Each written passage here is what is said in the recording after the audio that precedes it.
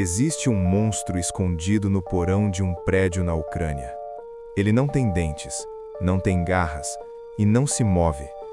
Mas se você ficar na mesma sala que ele por apenas 30 segundos, sua semana vai terminar com tonturas e sangramentos. Se ficar por 5 minutos, você morre em 2 dias. Eles chamam isso de pata de elefante. É a massa de lixo radioativo mais perigosa do planeta. Mas o que criou essa abominação não foi apenas uma explosão. Foi uma sequência de erros que quase varreu a Europa do mapa. 26 de abril de 1986, 1h23 da manhã. O reator 4 de Chernobyl não apenas explodiu, ele foi obliterado. Moradores de Pripyat, a cidade vizinha, saíram para as varandas. Eles viram um brilho, uma luz azulada cortando o céu noturno. Parecia ficção científica. O que eles não sabiam é que aquela luz era a própria morte. O ar estava carregado com um gosto metálico. Literalmente, eles podiam sentir o gosto da radiação na língua.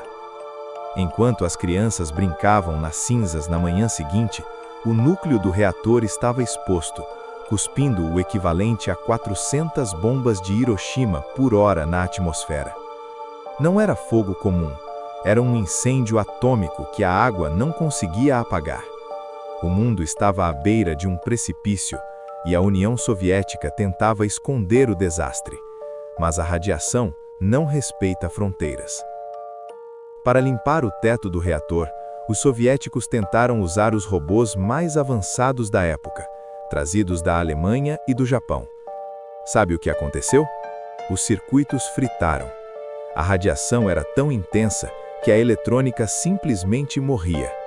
A única máquina que funcionava era o ser humano. Eles foram chamados de liquidadores. Jovens soldados, bombeiros, mineiros, eles tinham que correr para o teto, jogar uma pá de grafite radioativo de volta na cratera e correr de volta. Tempo total da missão? 90 segundos. Mais do que isso, e seus órgãos começariam a falhar. Eles eram chamados de biorobôs. Milhares desses heróis anônimos sacrificaram sua saúde e muitos, suas vidas, para construir o sarcófago que conteria o monstro. Sem eles, a Europa seria inabitável hoje. A área ao redor se tornou a zona de exclusão. A floresta próxima absorveu tanta radiação que as árvores morreram instantaneamente e ficaram vermelhas. Nasceu a Floresta Vermelha. Pripyat, uma cidade moderna, foi evacuada em horas. O café da manhã ficou na mesa, roupas no varal, uma cápsula do tempo soviética, congelada em 1986.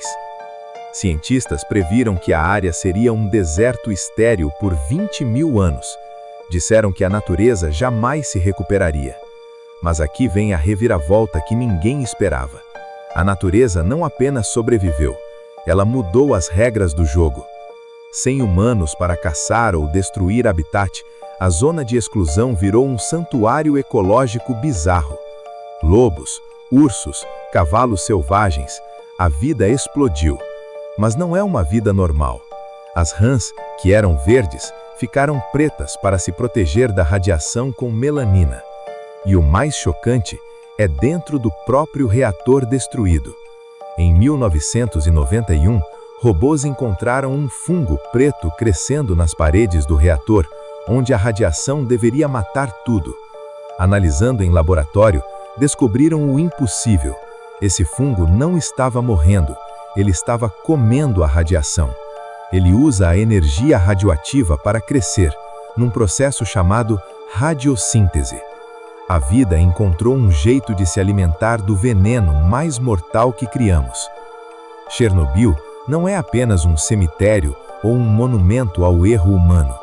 Hoje é um laboratório vivo. É a prova de que o planeta é mais resiliente do que nós. Nós podemos nos destruir, mas a Terra vai continuar, com ou sem a gente, adaptando-se até ao apocalipse nuclear. E você? Teria coragem de visitar a zona de exclusão hoje em dia? Comenta aí embaixo. E se esse mergulho na história te prendeu, clica no botão de seguir. Toda semana, desenterramos um novo mistério do nosso mundo. Até a próxima!